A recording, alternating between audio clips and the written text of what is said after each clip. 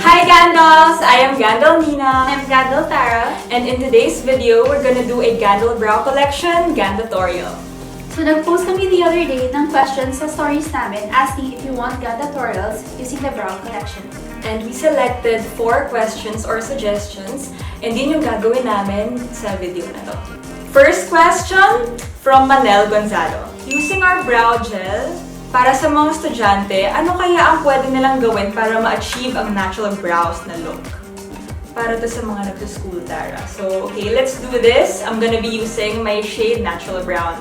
And I'll be using soft brown since I can't use light brown na kasi nag-grow out na yung blonde hair ko. So, I'll base my color sa roots. Okay, so ngayon, gagawin natin ang request ni Manel na natural brows. Kasi di ba minsan, sa school, bawal na makeup, lalo na pag sobrang bata ka pa, tapos parang, basta depende sa school ko ano yung rules niya na bawal makeup. So ito, kung gusto mo lang ma-achieve yung Feathery brow.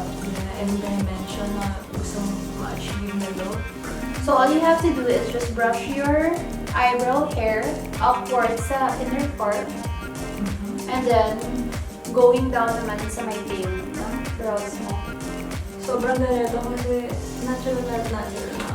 Kunwari namamadali ka, tapos wala kang time mag-shape ng brows using the brow pencil, you can just use the eyebrow. Actually, maganda nga is sa bahay ka mag-pencil, tapos pag bigla ka, link na pala ako, brow gel na lang. Oo, diba? Tapos achieve mo na yung pack na kilay in just seconds. Ayan, tapos na. Ready na tayo for second question. So, di ba Ay, di ba pala? Ay, ang ganda. Uy, fast na siya. Kasi sa last video, siya yung last notes. Yung itsura nila parang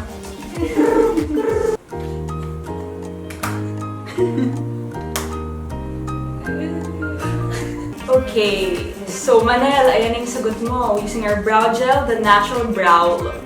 So for our second question from Janica Cueto, a close-up tutorial on how to do the hair-like strokes. So di ba, very micro yung pencils natin. So you can really achieve yung very thin strokes ng product. So ganda tip pala, to refrain it from breaking agad. Kasi ang tipis nga ng pencil natin, just twist it up until 2 mm para may enough product ka on your brows. Yeah, para din safe pag ina-apply natin ito sa brows natin. Not too long, not too short. Just fine. So it's up to you pala if you want to start sa tail mo or sa inside part ng brows. Ayan, Tara, so kamusta naman yung day mo? Nagkilay ka ba today or ngayon ka lang kapag Tinanggal ko yung kilay ko para sa Ganda-torial request ng mga Gandols. diba? So, dapat everyday. Kasi diba, we're a brand that listens. Wow! A brand that listens. So, kaya Gandols, ano pong request nyo? Meron din pala tayong spoolie! So, para din ma-brush nyo yung eyebrows. Tsaka maliit yung spoolie namin para mas makontrol nyo yung pag-groom ng brows. It's not too big, tapos it's not too soft. Like, you know, you don't say. So, ito na pala ang ating finished look using our micro-brow pencil. So, a tip lang, you just have to follow yung direction eyebrow hair nyo. So, if it's going up, start kayo from the bottom until the end.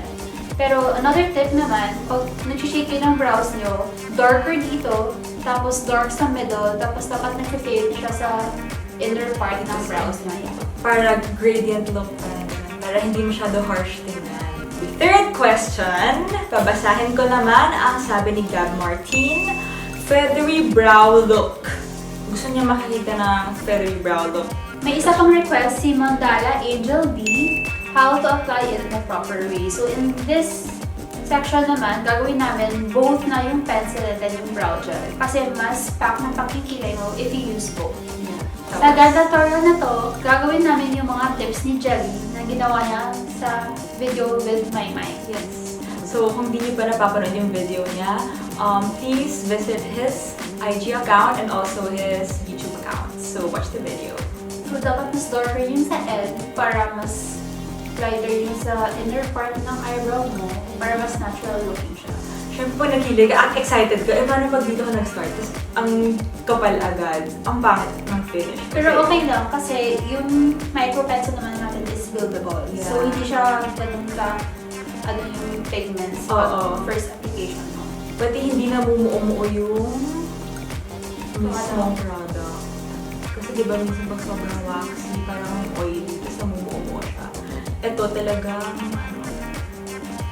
talagang buildable and it is because of the formulation. It has more wax na naturally derived sa fruit. So it's not as synthetic. And it's not that heavy sa, natin, sa lash, sa brow natin. But is there a certain shade? Yung tayo magtanong sabi ko na nga ba, yung number 1 na rin natin. Pero kasi, hindi naman mahirap mag-shape ng brows. Depende na yung shape din ng face mo. Yeah, pwede din sa shape ng brows or shape ng face mo. So, if medyo round yung face mo, syempre, di mo gagawin super round naman yung eyebrows mo kasi hindi yung round lahat naman. Hindi, mas naka-complement pag medyo slightly high arch yung brows mo or medyo straight. So, if medyo square naman yung jawline mo or pointed, pwede kang mag-slightly curved brows or yung curved talaga na brows. Like si Gabi, curved yung brows niya. Tapos, nagko-complement sa jawline niya. Ako naman, medyo round yung face ko. So, yung eyebrows ko is straight, tapos may konting arch. Hindi kayo round yung face mo. Square kasi yung jaw ko, so medyo boxy siya. Yeah, Hindi siya round, boxy siya. Yeah, box. Pero hindi siya sharp boxes. I mean, yung sharp yung edge. Hindi siya as parang angle. Like siya so round. Pero sorry, curved yung round yung face ko, tapos curved yung brows. Pero may pointed kasi yung chin part mo, so okay na. Yung ko-compliment siya. Oval. Okay, for the next product, we're gonna be using our Gandoll Brow Gel. So, another tip from Jelly. Pwede naman i-brush yung brows mo na the other direction. Tapos, pag finishing ka na, follow mo na yung strokes ng hair mo. Para din makover lahat ng strands ng ating brows. And maganda yung brow gel natin kasi meron siyang microfiber, so makatulong siya to volumize our brows. Tsaka it doesn't look and feel heavy on your Not eyebrows. heavy. Very light siya, tapos long-wearing din siya. Pati sobrang achievement yung natural look kasi ibang brow gel after na nagiging stiff na. Tinted kasi ng kilay mo. So parang hindi gel mo, ba to? tapos hindi mo siya ma-retouch within the day kung gusto mo naman mag-retouch ng product. So, Kasi fix na siya. Walang dalawan. Ang ganda na. Parang napabrush na talaga yung brows. wala kang white color. Yung gel. Hindi siya ganun ka-tinting. Enough tint lang to complement your pencils. Sure, it's not also that tinting na iiba talaga yung kulay ng natural hair mo. Hindi siya ganun din yung pigment niya. Hindi siya nalalayo dun sa actual brow color. So, para siyang nagka-camouflage. Parang it's exactly the same color as your brows and your hair. Kahit anong shade yung gamitin mo dun sa 4 shades namin. Hindi siya mukhang fake. Tsaka, ganda tip lang, when choosing your shades, you can base sa full hair color mo or pag nag-grow out na yung dyed hair nyo, mag-base kayo sa roots mismo. Like Nina, natural brown yung hair niya, so she's using natural brown. Kasi ito yung black brown shade namin. So it's the closest shade to black. Kasi Tara, madami diba nagtatanong kung bakit wala tayong black shade na brow product. Kasi ayaw natin na, gusto natin mag-stick to the natural looking brows, hindi yung black na black. Kasi pag black, parang siyang penental pen lang agad. Yung tipong parang black lang, walang Parang namin. ball pen yung ginamit. Na sobrang hindi siya nagko-complement sa dark brown hair. Eh, hindi naman lahat ng brows super black. Yeah, and hindi realistic. Eh, yung ash brown naman natin and natural brown, it's buildable. So, pag mas madami kang nilagay, it's not that pitch black, pero parang it will become black na din. And it matches your eyebrow. Tapos, for those who have black brows, pwede nyo gamitin 2 shades. Natural brown, Nina's shade, tapos yung ash brown, shade naman ni Gabby. Kasi pag ash brown yung ginamit nila, di ba parang siyang natural shadows ng hairs mo sa eyebrows mo. Tapos, pag natural brown naman, mas fuller look na siya kasi it's a darker shade than ash brown. Yeah. Okay, so meron tayong last question from Beatrice Tanyag. Medyo, from all the questions that we received, ito lang yung medyo hindi related sa kilay-kilay. But we're gonna use our Gandoll products for this. Sabi niya, fake freckles! So, gagamitin namin yung Eyebrow Pencils to make fake freckles.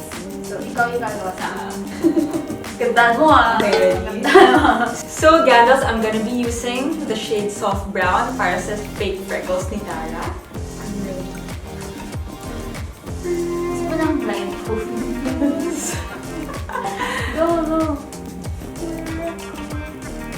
Achieve actually yung freckle look natin kasi since yung product natin very micro, it's so small that it can actually make then yung freckle spots. So mga gusto mag-design dyan na parang nababalik sa freckles. Tsaka very easy to use siya kasi sobrang liit niya. Para siyang actual pen or pencil. So para lang yun to drawing sa face. Makikita rin yung soft brown. So I guess for morena skin tone, baka yung natural brown, baka mag-create. Oh, ang ganda, pero feeling ko tagit lang yung brown gano'n. Ay! Actually, ang cute actually. So, another tip naman, para mas natural yung look niya, pwede nyo i-overlap yung dual finish foundation para mag-change yung opacity lang ng product. Yung gagamitin kong shade is Kinesa.